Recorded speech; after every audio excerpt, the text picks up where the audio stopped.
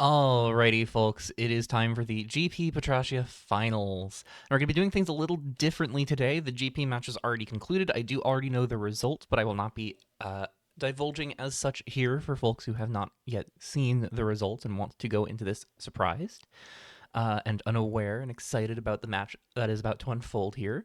I have the replays saved, so we're going to be watching the replays and breaking down the events of these games as they occur. We're also going to be doing so on the new Cockatrice 2.10.1 update. So you're going to see the overlay looks a little bit different, the layout looks a little bit different. It's also going to look a little different as we get into the games, just because there will be the replay bar at the bottoms, kind of providing a little bit of foreshadowing of how much of the game there is left to see. So before we hop in, because there is no time-sensitive motive in terms of trying to make sure that we can run through things before we get into the matches, I can take a moment to talk about the two decks. And if you watched my GP run this month, you should recognize both of these decks because we played against both of these decks. Deck one was Provocative on Mono Green Stompy, undefeated in the Swiss rounds. We did not play against Provocative in this GP, but we did play against Kilgaris in round one, who was on this exact Mono Green Stompy list, I believe. Deck originally, championed by Provocative in the prior 2 months of this year. So congrats to Provocative on a great run through the Swiss rounds and making it to finals as the top seed. With a deck that they have been fighting for this whole way. And one thing to note is because of who they are up against in the finals here, Provocative, regardless of results, is guaranteed a slot in the Revolution World Championships next month. So additional congratulations are owed to Provocative on that accomplishment there.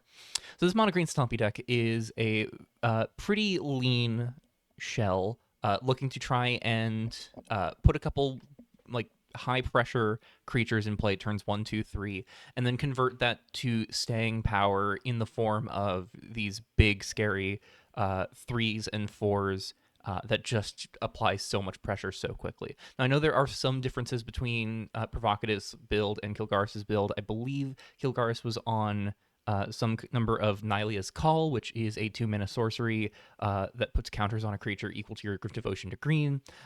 Provocative, to my knowledge, is not on that. It does have some power in the sideboard having that available, but Provocative opted to go for the more streamlined build of the deck and does have some very powerful cards in the main and sideboard. So Aspiring Anarchist and Seeker of New Horizons are the baseline of the curve. Starting off on an Anarchist or a Seeker is just one of the best places that Mono Green can be. Jumping up to Growing Gecko and Menelea on 2 mana. Menelea, just such a wonderful buff received at the start of the month. Huge boon for this deck, especially when the deck was just able to dodge any meaningful hits to its power.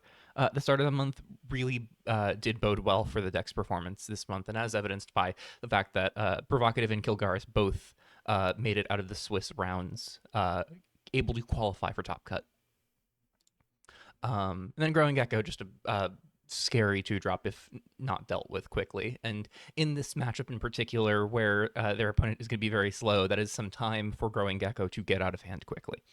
3 drops in Grassroots Campaigners and Skull and Nyx Weaver, as well as 2 copies of Xenoplanar Engineer, all starting to convert not only some value as you progress and cast more spells, getting to draw you a couple cards. Skull and Nyx Weaver getting to provide some counters, untap your lands, make some more tokens. Grassroots Campaigners able to buff up your creatures as you progress or potentially tap down blockers. And then as we get to 4 mana, we have 3 copies each of Nethian Scout Captain. Gets out of hand very quickly.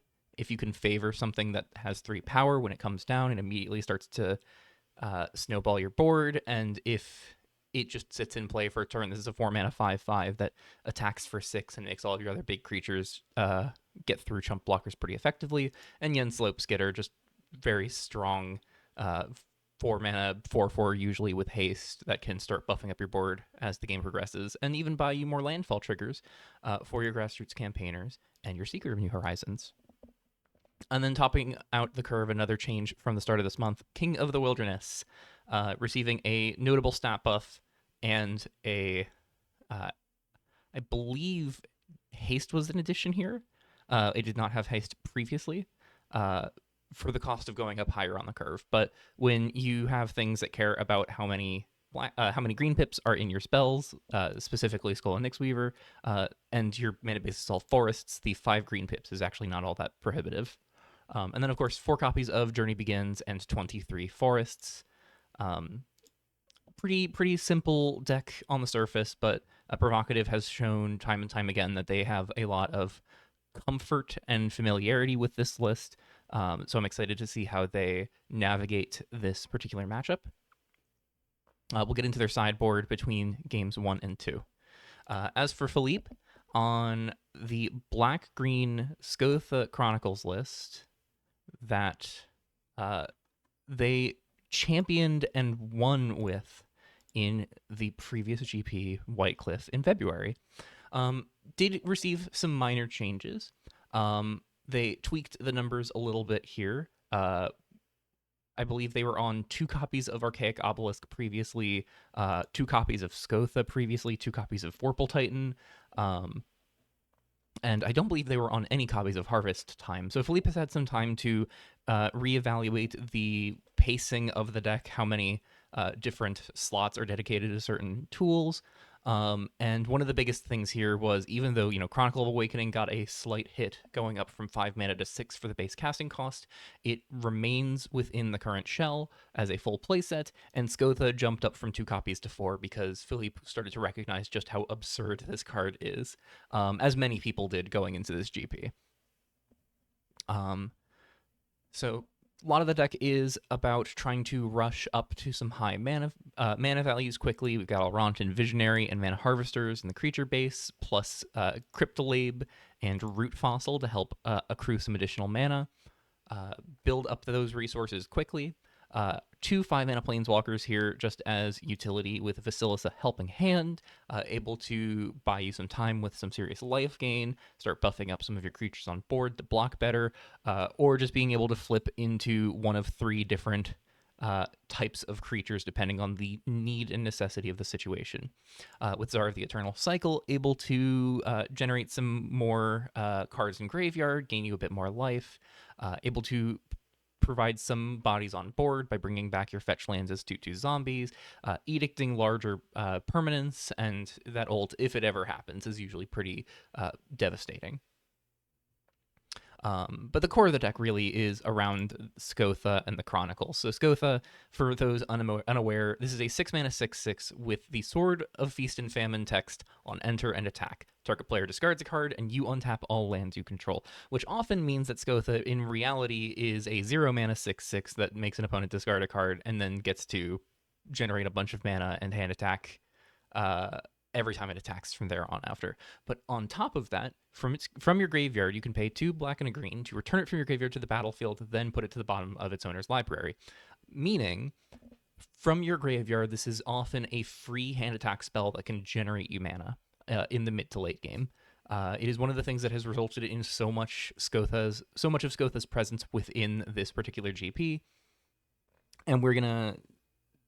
I have not seen these matches. I don't know what happens, but I can assure you we are almost certainly going to see some nonsense with Skotha, because it is kind of the whole brand of the deck. As for the Chronicles, the deck loves building up to a lot of mana for these Chronicles and then flashing them back.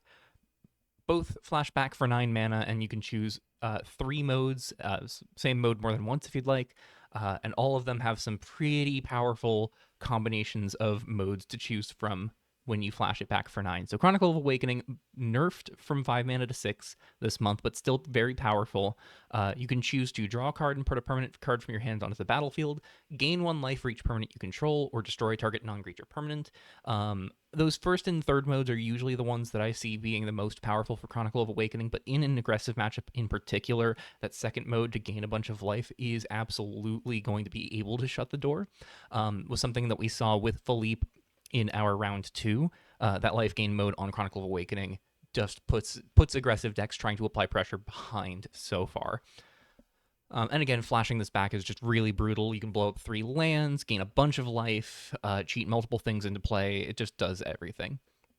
And then Chronicle of Extinction, I have rang the bell about this card being one of the most powerful cards in the field a fair bit this month. It is good against wide boards, small boards, tall boards, no boards. It just kind of always has some degree of utility against a lot of decks that are trying to do anything with creatures, or even trying to just do anything with their hand or their graveyard. It is a phenomenal catch-all control piece. And getting to edict your opponent for a creature and a planeswalker, not too relevant in this matchup. But if you can find a single if you can get them down to a single creature, it can be very effective. Target player discarding 2 cards and exiling their graveyard, not too relevant here. The -2/-2 mode is likely going to find purchase in the early game. As we move into the mid game, it might be a little more difficult for Chronicle to find purchase, but that flashback mode is still almost always going to be a complete board wipe against the Stompy deck. Harvest Time, one of the newer additions, helps find basic lands, can get them from graveyard even. All that remains is a tool from graveyard that you can that gives you some card selection. Archaic Obelisk provides some more card selection and graveyard filling. Vorpal Titan as a 1/of can blow up all non-basic lands. Granted, this is a matchup against a mono green deck, so I anticipate this will probably hit the sideboard going into game 2. And otherwise, yeah, this is a pretty familiar deck to folks who tuned in through GP Whitecliff, or folks who experienced my round 2 woes. It is quite honestly the deck I was most afraid of going into this GP, and so I'm not at all shocked to see Philippe qualify for finals. Only loss dealt to Philippe in the Swiss rounds was by Provocative's hands, so it's an interesting kind of story to be going into the finals with it being a rematch, with Provocative both being on the play as the higher seed, and Provocative having won this matchup in the Swiss rounds. So as we get into the matches, Provocative has indeed chosen to go first. They have seen their first opening hands. I have not seen if either of them are going to mulligan. But we can begin the replay. I imagine this hand from Provocative is going to be a mulligan. Menelaya and Jens with 5 lands is just a little too low pressure, especially in this matchup. Menelaya really wants you to have multiple creatures so that way it doesn't miss. And it looks like, yeah, Provocative had to mulligan twice, no lander on that second hand. Keeping 5 with Forest Journey Begins presumably going to be the turn 1 play. Putting back a Menelaya, Beloved Lyrist, and putting back a Growing Gecko. I'm a little uncertain about the Growing Gecko bottom there because you only have the 1 land. I would put back one of the 3 drops, perhaps, maybe Grassroots Campaigners, or maybe even Skola Nyx Weaver, just because if you don't have too many spells in hand, Nyx Weaver becomes a little more suspect. As for Philippe, Philippe is just getting to snap keep this 4 lands, Primal Fissure, Redevelop Cityscape, and 1 of each basic, with a Harvest Time, a Cryptolab, and a Scotha here. And then Provocative kicking us off with exactly the Forest Journey Begins. We will see what they get here. So just on mulligans alone, I'm a little nervous for Provocative in this first game. Philippe looking pretty comfortable, especially if Provocative is going to struggle to apply pressure. But A Journey Begins does find that second land, so this is going to be able to be Growing Gecko onto. Philippe getting to untap here. Primal Fissure is the play. I'm assuming just going to find the forest here to Harvest Time and go find a swamp. This allows Philippe to kind of obfuscate what resources they do and don't have in hand. The fact that they have a forest and swamp here are not known. So when they play a swamp next turn, Provocative will not know that Philippe started with a swamp in hand. Did pick up the Aspiring Anarchist, just a little unfortunate for the curve here, but does get to go for the Growing Gecko here, and will have the Aspiring Anarchist as a play for the following turn if they fail to find a 3rd land drop, though ideally Provocative wants to play a 3 drop here on the next turn. If they can't, it's going to be a little awkward. And Philippe does indeed go for the Archaic Obelisk, picking up a Root Fossil for the draw. Very, very solid cards to find here. Going to provide some more ramp potentially, and that surface cost, very trivial and yields a very strong body. Provocative does not find the third land, and in fact finds a third 3-drop instead, so that just means that this is going to be Growing Gecko, attack for 2, develop an Aspiring Anarchist, and pass. And Philippe, under a bit of pressure, this Growing Gecko does threaten to become a real problem heading into this next turn, especially as Philippe just mills a Forest and Czar of the Eternal Cycle off of this Archaic Obelisk. Neither really worth taking. Czar pretty solid against some of the bigger threats that green Stompy could have, but not this early into the game, and especially not when your opponent missed their third land drop. Milling over Swamp and Chronicle of Extinction this time could see Philippe taking the Chronicle here, and that is in fact what they do. So playing out the Swamp from their hand, they did draw one for turn, I believe, and just running out the Root Fossil, trying to build up some of those resources a bit more. Passing over to Provocative, who is going to get to Amity this Growing Gecko here, finds another 1-drop, so their mana is not wasted. I'm anticipating this just being a scary attack for Provocative. If my math is correct on this, this is an attack for 7. Philippe just kind of defaults to taking 4, forgetting that there is the Amity trigger on Growing Gecko. But yes, it is gonna be an attack for 7. So Philippe does take the full 7. The reason this works is Growing Gecko provides itself and the Anarchist +1/+1, so it's a 3/3 and a 2/2, and then Anarchist copies the 3/3 stat line to change its base power and toughness, which means that it still carries the buffs from the Growing Gecko. So getting to push in a lot of pressure there. We've got a 6/5 Old Growth Gecko, and this is lethal on board going into Prov's next turn against Philippe, holding back the Seeker of New Horizons as well. I'm a little suspicious of the Seeker hold back. I'm not quite sure what the intention is with that. We know there's the Chronicle of Extinction, so perhaps it is a concern of not wanting to overplay into the Chronicle here. We did see...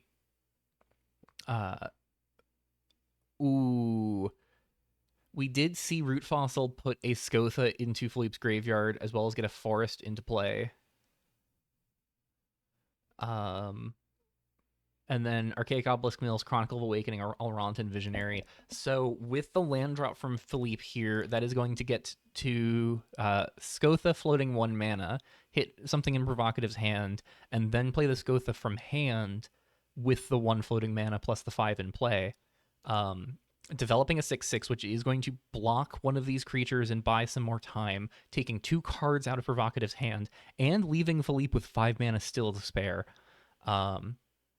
So Philippe could even follow that up with a Chronicle of Extinction to just, clear the Aspiring Anarchist, or potentially Edict and just offer the exchange.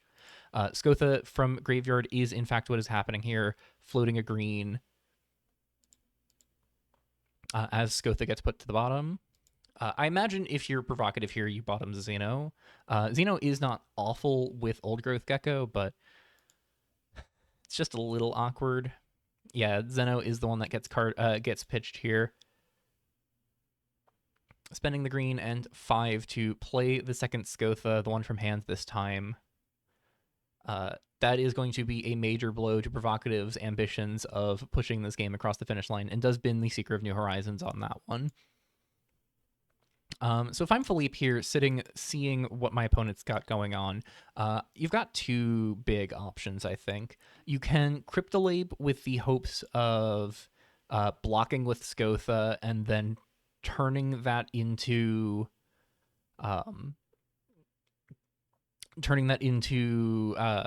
a flashback Chronicle the following turn. But Chronicle of Awakening's not really going to do it here against these threats. I think if I'm Philippe here, I want to just Chronicle of Extinction, clear the Aspiring Anarchist, so Old Growth Gecko doesn't get the Amity trigger, and is going to be forced to just be a 6/5 that would have to attack into Scotha undeterred here. Does go for the Chronicle first mode, which is going to be target player sacrifices a creature or planeswalker, allowing Provocative the choice of sacrificing the Old Growth Gecko, but Prov will just choose to bin the Aspiring Anarchist here. And suddenly Provocative's chances look a lot worse, especially when they pick another 3-drop up, failing to find that third land still. So just passing back, holding up the Old Growth Gecko. And this is now a pretty rough spot to be in if you are Provocative. Cryptolab is the draw for turn, so Philippe can go Swamp, Cryptolab, swing with Skotha, untap 6 lands, and really put the pressure on. Could also go Swamp, Cryptolab, Archaic Obelisk, hold up the Cryptolab that they have.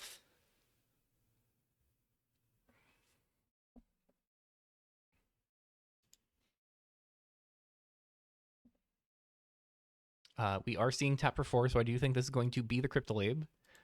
Milled a Vorpal Titan and a Forest to Archaic Obelisk. I think very happy to see that Vorpal Titan go if I'm Philippe. Kind of the last thing that you want to be drawing in this matchup. 8 mana 10/10 with no other text, kind of awkward here in particular. So Cryptolab is going to hit another Skotha off the top. That is brutal. So yeah, I think that Skotha off the top is actually going to cinch it for Philippe here. Hits an Alrontan Visionary off the second Cryptolab. Gets to swing Skotha in, untap their lands, hit the Xenoplanar Engineer from Provocative's hand. Provocative pretty wisely choosing not to block here. But, disaster scenario currently unfolding as Philippe gets to float 2 mana, not even float. They don't have to use the Cryptolab for this. Go for Skotha, hit one of the last 2 cards in Provocative's hand, Legend Rule their tapped Skotha, untap their lands, and then float 2 mana Skotha from graveyard, and queue up a Chronicle of Extinction, or Chronicle of Awakening here. I think if you are Philippe, you go Chronicle of Awakening, hit these lands. Because you can just Chronicle of Extinction next turn, pick off the creature, and lock this game up. But Extinction on lands is going to be almost certain to guarantee that Provocative cannot recover from this. Philippe says, see my deck name. Philippe's deck name on the LackeyBot website is, if memory serves, is something about can't believe. Yeah, you should have nerfed Skotha is the deck name. I am in full agreement. I do not know how, after Philippe's performance in February, Skotha managed to slip under the radar. Especially, it might be something to do with Philippe only being on 2 copies in that month, but Philippe identified it as one of the best cards in the deck and pivoted to the full playset this month. Philippe actually not rushing out the Chronicle here, going for Archaic Obelisk, going for the Alrontan Visionary as well. I really would have, and perhaps this is a lack of discipline on my part. I really would have just rushed out that Chronicle of Awakening here. But Provocative is just going to pack it up anyways. There's nothing that Provocative can do. Empty hands, 2 lands against Skotha, just running away with the game. They're going to pivot into game 2. So before we load up the game 2 replay, let's talk about sideboards here. Provocative is on 4 copies of Hardy Rough Rider, 4 copies of Ensconce, 4 Thunderous Avalanche, and 3 Vasilisa Helping Hand. In the blind, I'm not quite sure what Provocative wants to board in here. Thunderous Avalanche feels to me like the best candidate of all of these. On a decently sized creature, this is going to get to clean up the Archaic Obelisks and the Cryptolabes at the very least. But it's not the most astonishing sideboard tool. Can do some work to clear away some of these smaller blockers. Biting something equal to twice your creature's power does help to clear the root fossils in particular. 2/4 is just a really awkward body to get through with some of these smaller creatures, especially if Philippe can just rush it out quickly. Ensconce doesn't seem too good. Philippe is not packing a bunch of targeted removal for creatures. Hardy Rough Rider is not really a great tool here in the more grindy matchup, I think. Vasilisa could also come in. Vasilisa, for the same reason that it is good in Philippe's deck here, pretty solid top end for provocative if need be. But I'm not sure if this is something provocative is going to board in. For Philippe's part, much more diversified sideboard, full playset of Dissect Intel, which is not really the matchup for this. 3 copies of Final Fate, which I do suspect will be brought in pretty good against the 1s and 2s on the front side, and then the flashback cost can pick off anything if need be. Just does have a bit of a prohibitive flashback cost, especially with Philippe only having 6 swamps and no dual lands that tap for black, though Cityscape and Primal Fissure can both find it. And of course, Mana Harvesters, Elrond and Visionary can also provide some mana for it. But notably, Cryptolib does not pay for Final Fate at all in terms of the color density that Final Fate requires. So that might be a liability with Final Fate, but I don't see a world where Philippe does not board this in. One of Jack Monster Mentor may supplant one of the Planeswalkers here. Some additional ways to pad your life total up against the aggro deck are always nice. Comes down a little bit sooner than the other Planeswalkers. Can provide some additional value. That +1 being able to just full on play a creature from a graveyard by discarding a card, by discarding a land, can be very powerful. 2 copies of Out with the Old may also come in more hard removal. Could be a reason for Provocative to board in Ensconce, but not guaranteed. The Vorpal Titan's not coming in, and in fact, I know for a fact that this one in the main is almost guaranteed leaving the deck in terms of going into this game too. Hungry Blob here, really not the right matchup. Same with Club Promoter, same with Soul Guide Lanterns. So could see the Out with the Olds coming in, could see the Final Fates coming in, could maybe see Jack coming in, but I don't know if there are 6 cards Philippe is looking to cut. They might only be looking to trim 5, if they even want to trim 5 for the 5 removal spells. So going into round 2, Philippe is up a game, which means Provocative gets to choose play or draw. Let's see how opening hands shape up.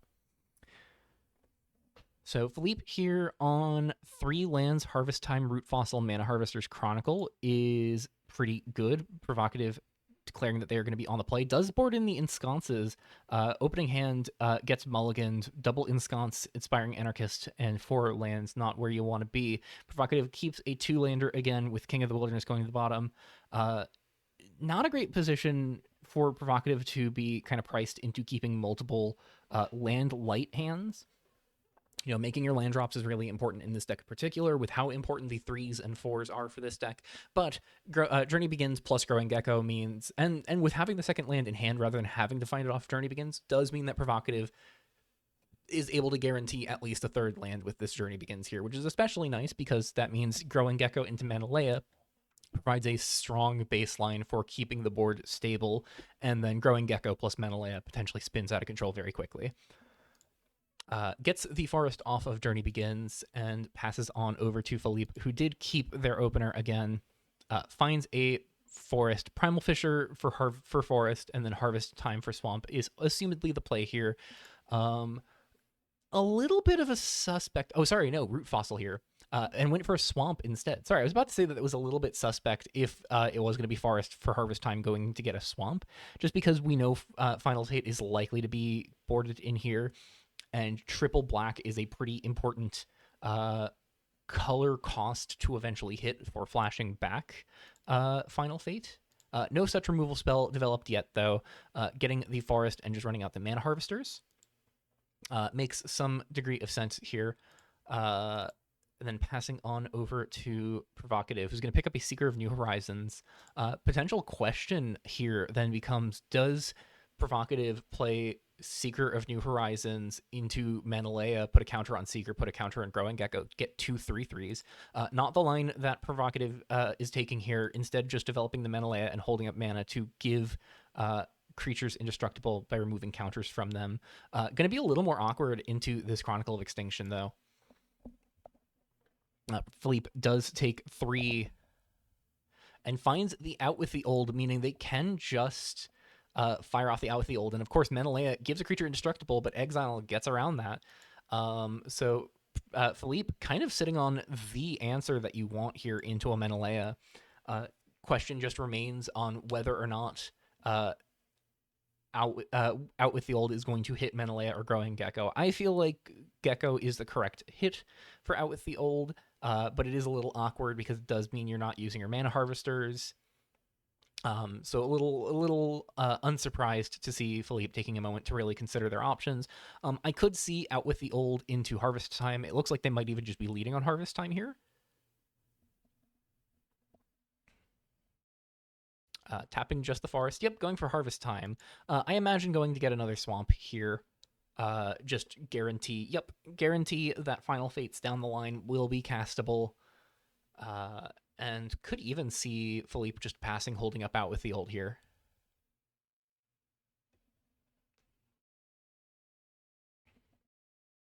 Because if Philippe deems that out with the old is not yet worth jamming out, it could be possible that Philippe instead is accepting some degree of damage to just pop Root Fossil. Philippe says stop on your upkeep, so I suspect this is just going to be out with the old on upkeep here. Trying to force Provocative into a position to play Ensconce if they have it and expend mana on their turn to do so. Pretty heads up play, but does not get the Ensconce, instead just clears the Growing Gecko for good. Oh, and Provocative does draw the Ensconce just a turn too late. So Forest into Nessian Scout Captain is a potential option here. Could also just go for Seeker, but I think with playing the... Oh, going for Seeker on the backside, going for Elysian Guardian on the Forest here. Yeah, that's going to be the more immediate source of pressure for sure. And definitely more resilient in the face of potential Chronicle of Extinction lines. Allows Provocative to apply 6 points of damage without giving up Ensconce as a resource. Philippe, it looks like, is going to be cracking Root Fossil here. I'm a little unsure of cracking Root Fossil over firing off Chronicle of Extinction for the Edict mode. Just because we know Provocative is on Ensconce in the deck, and Philippe made a play the previous turn to play around Ensconce. At the moment, Ensconce represents 1 point of damage, putting 6 to 7 on the clock, which threatens Philippe to go to 4. And then the Nessian Scout Captain here can make the Forest the champion, which allows the Forest to both accrue 1 additional point of power and toughness, and then a 2nd point of power and toughness on attack, as well as giving itself trample, which couples nicely with it already having reach and vigilance. But cracks the Root Fossil, bins Swamp Harvest Time, and puts Swamp into play from the Surveil here. Looks like currently keeping 1 on top, or debating keeping 1 on top. But I'm not super comfortable in this position. Oh, bins Cryptolabe. Does not like binning Cryptolabe here, but kind of doesn't have a choice. 3 mana up does not really leave Philippe with much of anything, so Philippe is getting a bit flooded out here. That is where Provocative wants Philippe to be. Too many lands, not enough ways to spend it all. Menelaya draw here does mean that,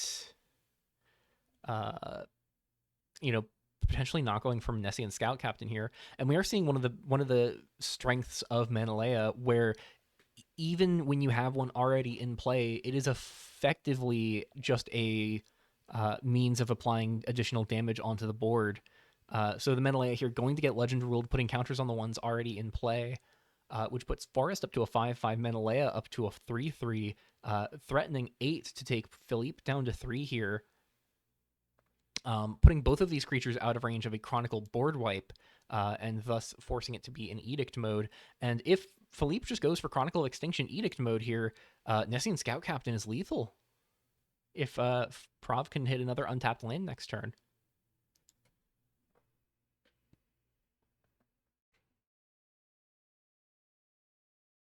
Yep, pushing 8.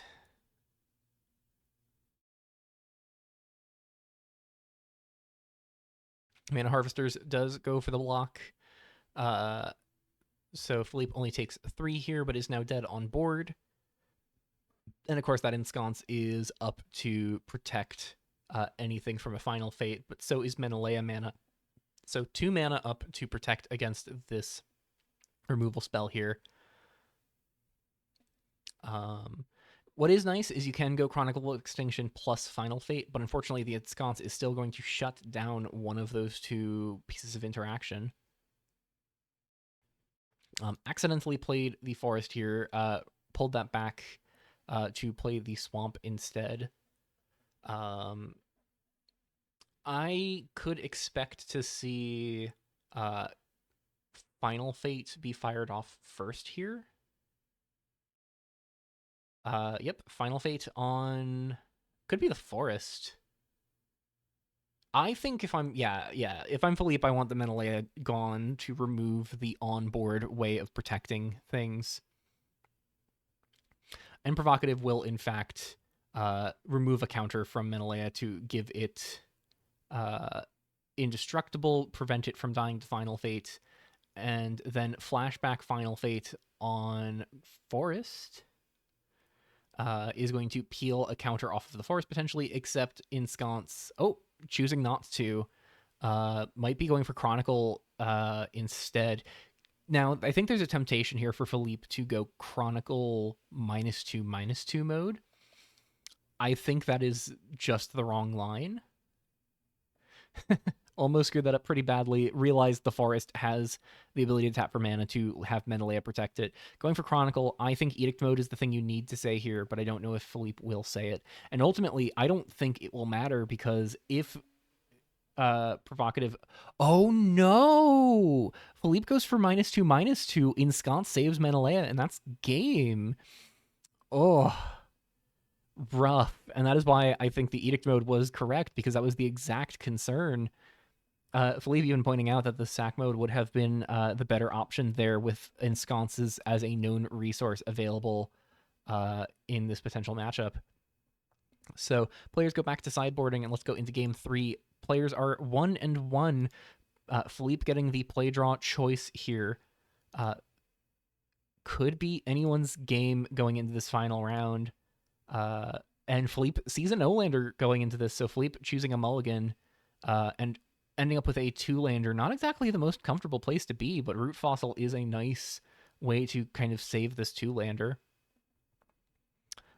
Presumably Vasilisa going to the bottom here. All of these resources are more valuable than Vasilisa.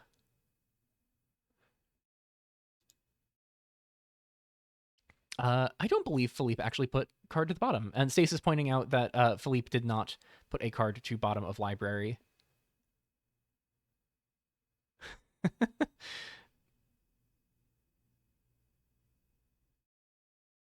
So Philippe shuffling away that swamp, rewinding to make their mulligan decision here.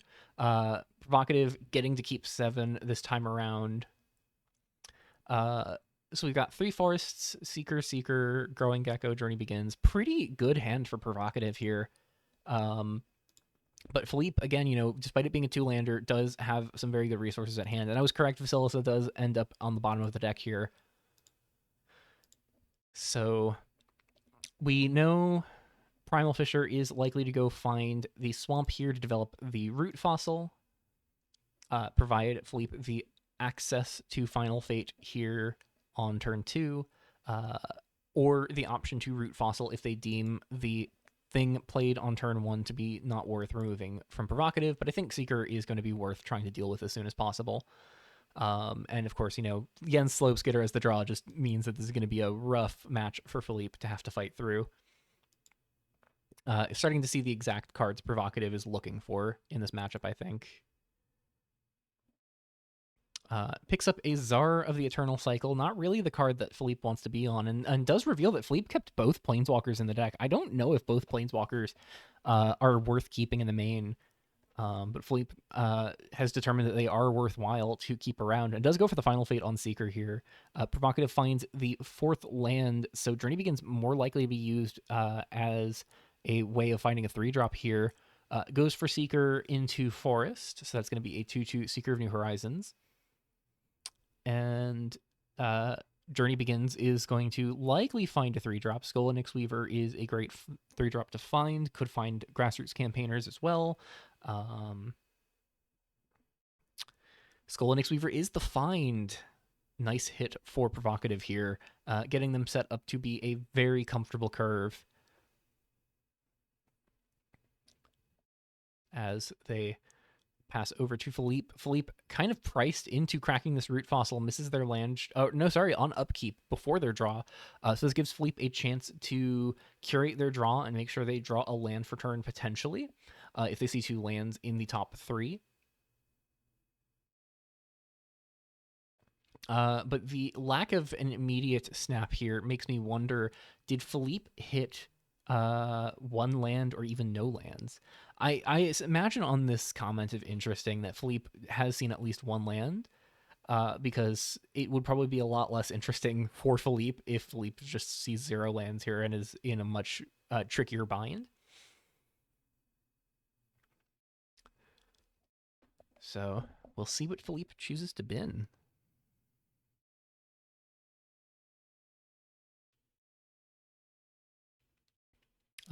Player tanking for a little bit as they consider options. I'm liking Provocative's current position here. Has some good threats in hand, has the mana to make those threats be fully realized. Philippe bins a redeveloped Cityscape. Puts Cityscape on top, puts Swamp into play. So Cityscape is going to guarantee Philippe 2 lands here. And bins a root fossil as well. So 2 root fossils in bin for Philippe. Swamp to play, Cityscape developed here. Seeker of New Horizons, up to a 3/3, as well as potentially getting to develop Skull and Weaver here. I think I like developing the Weaver over going for going for Growing Gecko, but either way can just push the damage here. Going for Growing Gecko, yeah, I think that makes sense. This is a 6/5 in sheep's clothing. Getting this rolling quickly is very important. Goes to crack the Cityscape, pitching Chronicle of Awakening. Doesn't feel too shocking here. Goes for Forest to play, Swamp to hand.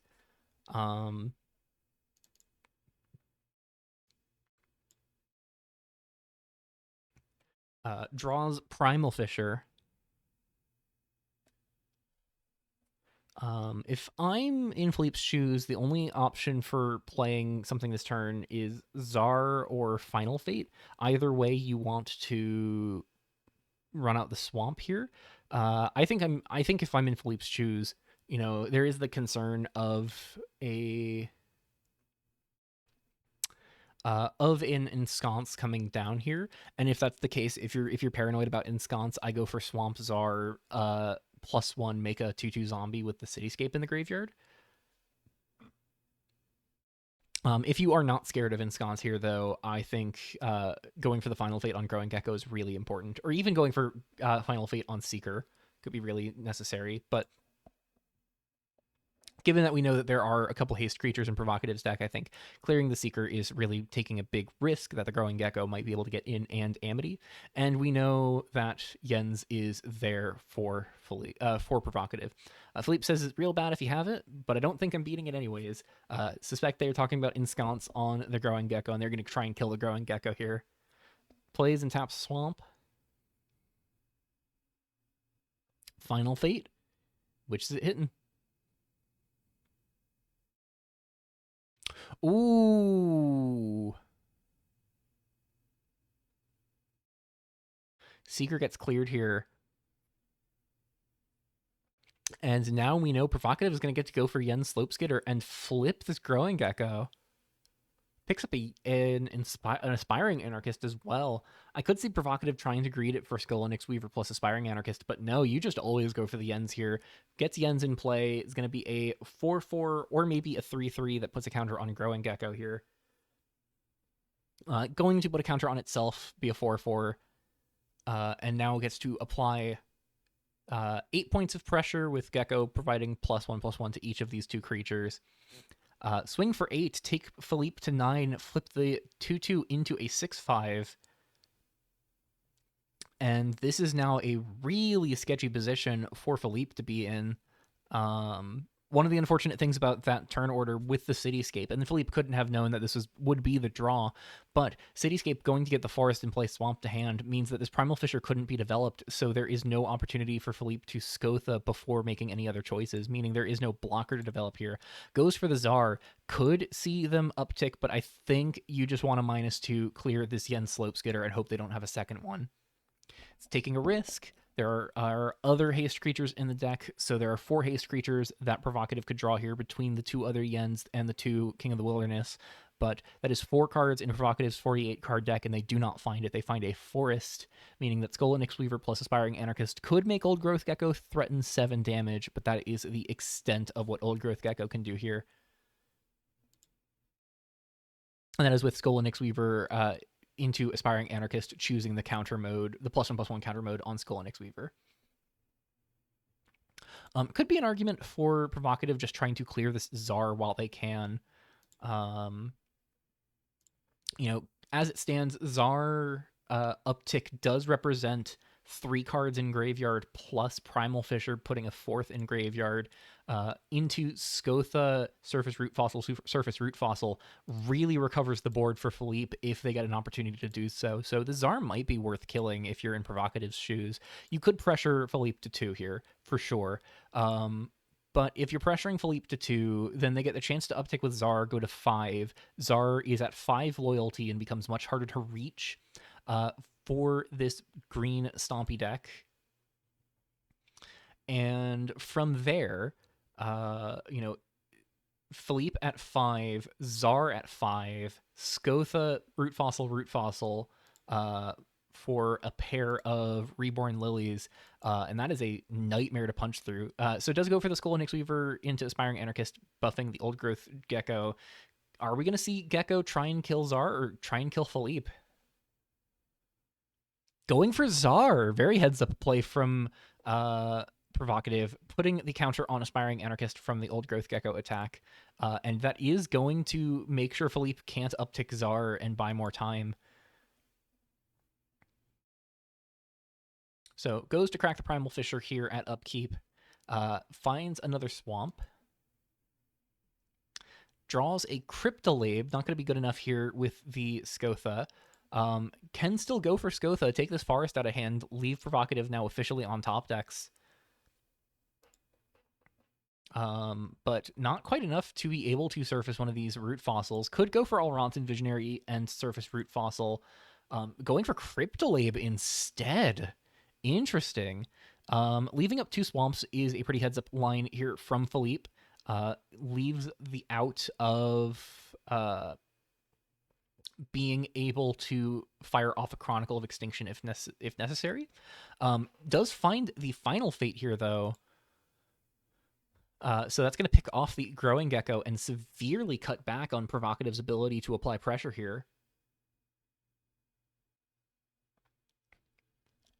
And then suddenly Provocative with Philippe at 9 has 2 creatures that can't punch through Scotha and finds another land, 7th land here.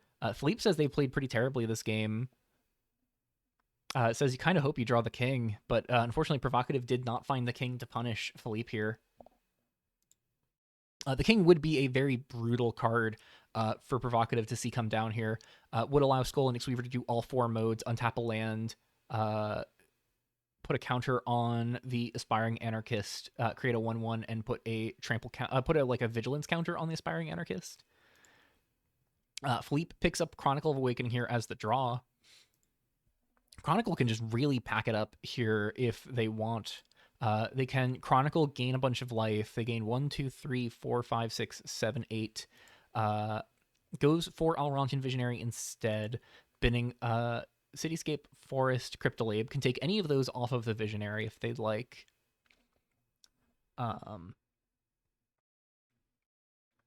I think if I'm Philippe, I take Forest, play Forest, and then Root Fossil here.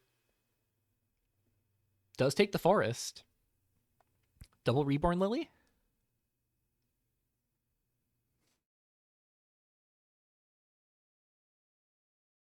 Tapping 3 swamps. Oh, going for Final Fate. Yeah, Final Fate on Skull and Ixweaver.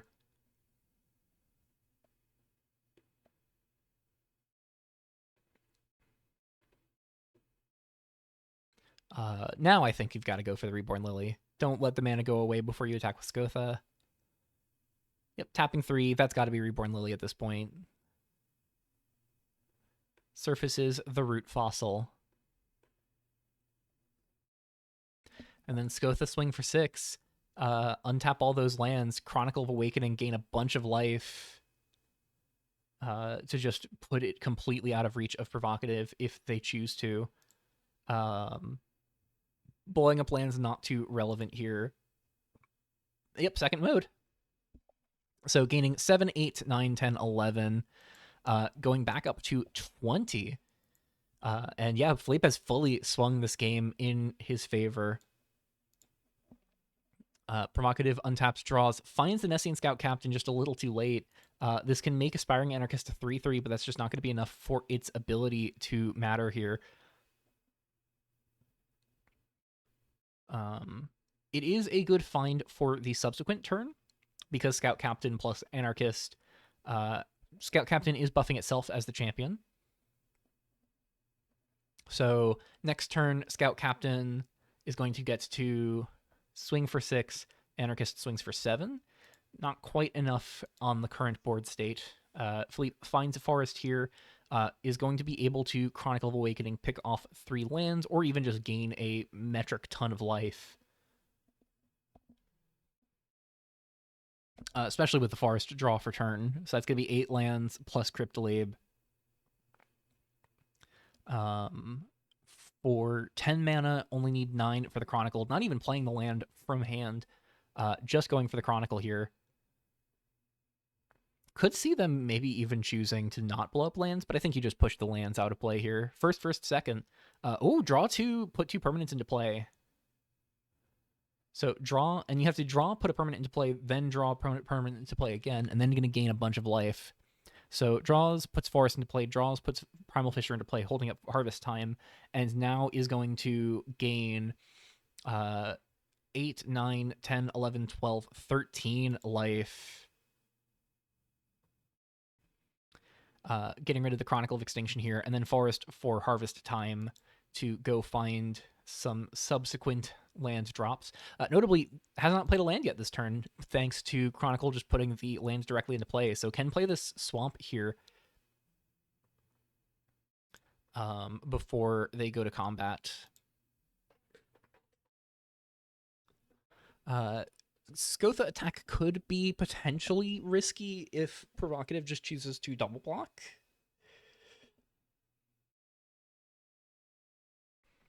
Says they should have grabbed a forest. Oh, yeah, should have grabbed a forest so they could just instantly surface the Harvest Time.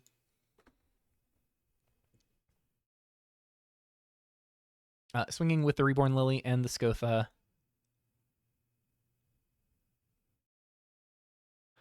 Provocative almost jumped the gun on taking the damage there, but is waiting for Philippe to resolve attacks with Reborn Lily doing the surveilling. Chronicle of Awakening going to bin. Chronicle of Extinction as well. Yeah, the Chronicle of Extinction is now curtains here. Provocative issues the GG. And Provocative packs it up. That is the end of Grand Prix Petrasia. Provocative taken down by Philippe, just finding a way to run them out of resources. Congratulations to Philippe on the win. This GP with their absolute monstrosity of a black-green ramp deck. 2 GPs in a row taken down by Philippe with Chronicle Skotha. If you are not a fan of those cards, you're probably not too happy to see it, but I'm sure for Philippe, very happy to see it. And congratulations to Philippe of, I believe, either being the first member or one of very few members of the community to have ever taken 2 GPs in a row, and now be the top seed in Revolution World Championships as the only player from the prior year to walk away with 3 Grand Prix wins between Grand Prix Petrasia this month, Grand Prix Whitecliff last month, and then our Eternal Grand Prix in December. A really, really wicked GP run for the last 4 months, with Philippe taking 3 of those 4 crowns. Very excited to see what Philippe has in store for everybody going into this World Championships, especially with the expectation of changes being brought down upon Philippe's deck. A lot of players are very concerned about Skotha, and a lot of players are hoping that Skotha receives some pretty big changes. Philippe among them, as evidenced by Philippe's deck, this GP being labeled "You should have nerfed Skotha."